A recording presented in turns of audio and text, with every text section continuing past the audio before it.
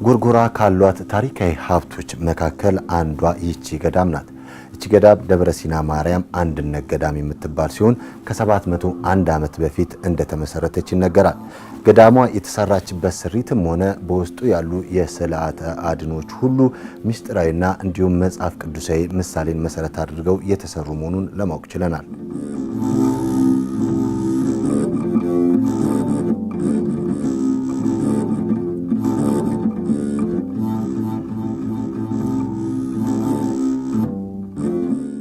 ደብረ ሲና ማርያም የተመሰረተችው በ1312 በአፄ አምደ ጽዮን ዘመነ መንግስት ነው ተብሎ ይነገራል። እርግጥ አባቶቻችን ደግሞ ትላልቅ አንዳንድ አባቶች አሉ ባህታውያን እዛ ቀደምትነት እንዳላትም ይናገራሉ። እነዚህ አባቶች ማለት ነው ጊዜ ይናገራሉ ብዙ አባቶች። እኛ ደግሞ ጽሑፍ ላይ ያገኘ ነውና እቺ ቤተክርስቲያን አሁን የምናያት ቤተክርስቲያን የቆመችበት ነው እንናገር ማለት ነው። የመሰረታት ኤስድሮስ ነው የሚባለው። ኤስድሮስ ማለት የአፄ አምደ ጽዮን የጦር አበጋዝ ነው። የጦር አበጋዝ ማለት በአሁኑ የጦር ሚኒስተር ብለን እንደምንጠራው ማለት ነው። ይኸውና የጦር አዛዥ ይባላል። የድሮ አባቶች ግን በሄዱበት ሁሉ አገሬ ነው፣ ጎጤ ነው፣ መንደሬ ነው ብለው በአገሬ ስም በነበርኩበት በጎጤ ስም እኔ ደግሞ በዚህ ስም ደግሞ አንድ ሁለት መተከላለብ ብለው ይህንን አካባቢውን ሰው ሲያናግሩ አይኛ ቤተክርስቲያን እንፈልጋለን፣ ይሰራልን፣ ስንወልድ ክርስትና እናሰንሳለን፣ ስንሞት እንቀበርበታለን፣ እሑድ እሑድ መቅደም እንሰማበታለን፣ ስለዚህ ቤተክርስቲያን ይሰራልን ብለው በማመልከታቸው ቤተክርስቲያን ሰርተው ወደ ቅድስቱ ግድግዳዎች ስንሄድ 8 መስኮት 8 በሮች አሏት። መጽሐፈ ሄኖክ ላይ ነው የሚገኘው። እንግዲህ ንፋሳተ መዓትና ንፋሳተ ምሕረት ይላሉ። በነዛ ምሳሌ የተሰራ ነው ምናየው። እንጨቶች መዝጊያ የሆኑት እንጨቶች በአንድ የተጠረሙ ናቸው፣ ያልተገጣጠሙ።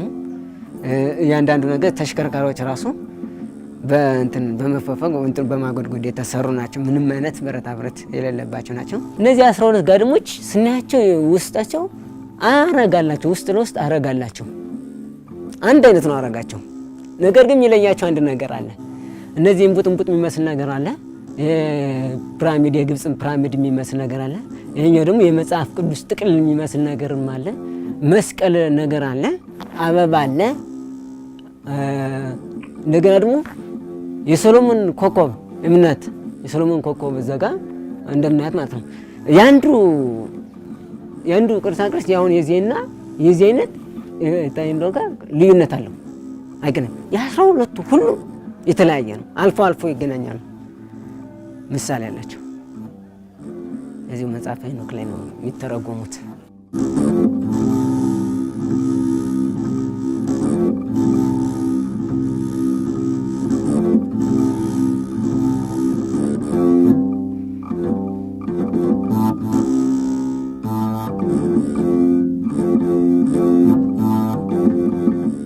ያው ስዕሎች በትየ መለኮታዊት በአፄ ፋሲል ዘመነ መንግስት በ16ኛው ክፍለ ዘመን የተሳለ ነው። የተሳለበትኝ ከእጽዋት ጭማቂ ከእንስሳት ደም ውጤትና ከአፈር ነው የተሳለው። ከጨርቁ ከገሬ ጨርቅ ከጥጥ ከተሰራ ጨርቅ የተሰራ ነው። ወደ መቅደሱ ስንገባ መቅደሱ ስዕሎች እንደምናየው ጥንታዊ ናቸው። እያንዳንዱ ቅድም እንደተናገሩት እያንዳንዱ ምሳሌ ስለሆነ ይሄ አለ። ይሄ ቅርስ ዝም ብሎ አይደለም እንደዚህ የተደረገው፣ ለጌጥ አይደለም። ይሁን ስናየው ጌጣጌጥ ነው የሚመስለን፣ ለጌጥ አይደለም። ይሄ የተሰራው መቅደሱ ባለ 3 በር ባለ 5 መስኮት ነው። 5 መስኮት አለው። 5ቱ መስኮት የ5ቱ አዕማደ ምስጢር ምሳሌ ነው።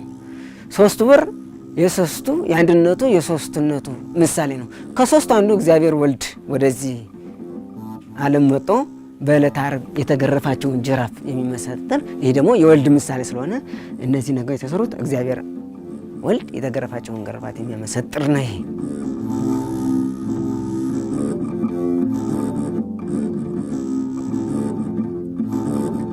አካባቢው በጣም ደስ የሚል ነበር። ውበቱ የተለያዩ እንስሶች ነበሩ፣ ጫካም ነበረ።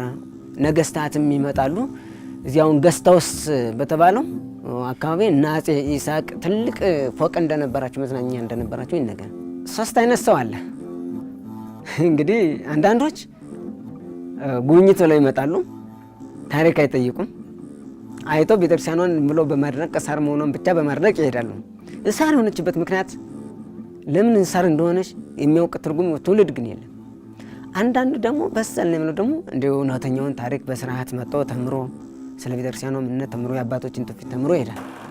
አንዳንዱ ደግሞ ዝም ብሎ ድንገት ሲመጣ ሱሪ ሴቱም ወንዱም ምንም አይታወቅም፣ ሴት ይሁን ወንድ ይሁን አይታወቅም ብሎ ገብቶ ብሎ አይቶ ፎቶ ብቻ ተነስቶ ይሄዳል። አያደንቅምም አይደነቅምም፣ ብቻ ለፎቶ የሆነዋል። ፎቶ ተነስቶ ይሄዳል። ከነበር ኮርቋዩ ለማለት ብቻ ማለት ነው። እና እንደዛ አይነት ሰው ነው ያለ እንግዲህ